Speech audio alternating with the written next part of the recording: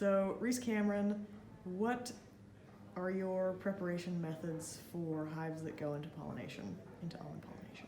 In autumn. In autumn. Generally, as a rule, it starts mid to late summer. You're generally thinking about your autumn prep for winter. Yeah.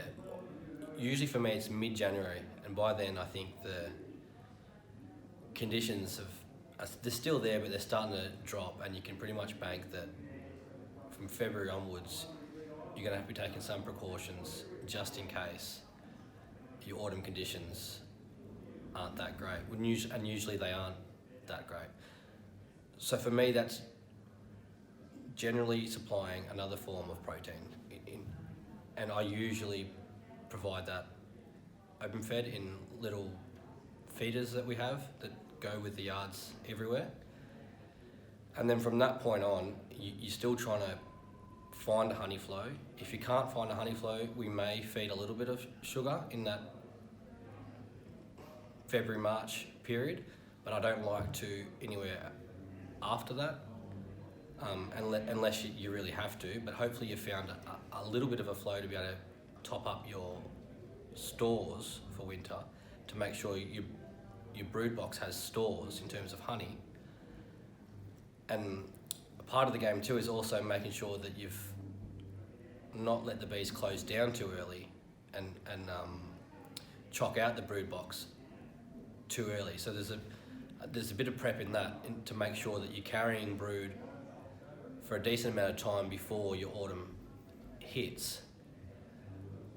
But when your autumn does hit, I do like the pollen, the protein supplement to stay with them until now, which is what's now?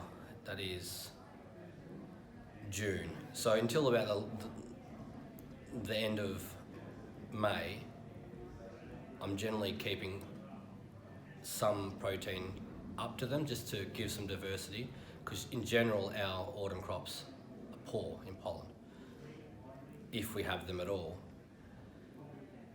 And then from that point on, so before that, and before the end of May, usually we're starting to, the rule of thumb in our country was, in our part of the country, which is northern Victoria or central Victoria, was Anzac Day. By Anzac Day, you've pushed them down and you leave them. The climates aren't exactly the same as that old rule, so things can be different, but as a rule of thumb, it's about right. So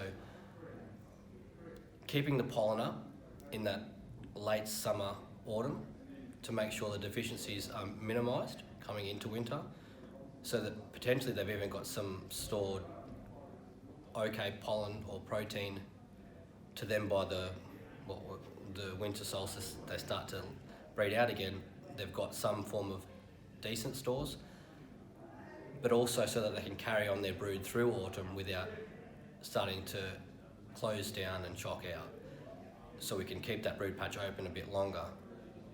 But then by that Anzac Day period, basically in our operation, if there's any space in the box above the brood box, then it can probably be pushed down, considering your honey stores in your brood box are suffice. Yeah. So basically that's what I believe. If there's any form of space, anyway, if your top box is 3/4 full of bees, I'm okay with it. But anything under that, I think it should be pushed down for winter to keep warm, as long as your honey stores in your brood box are enough.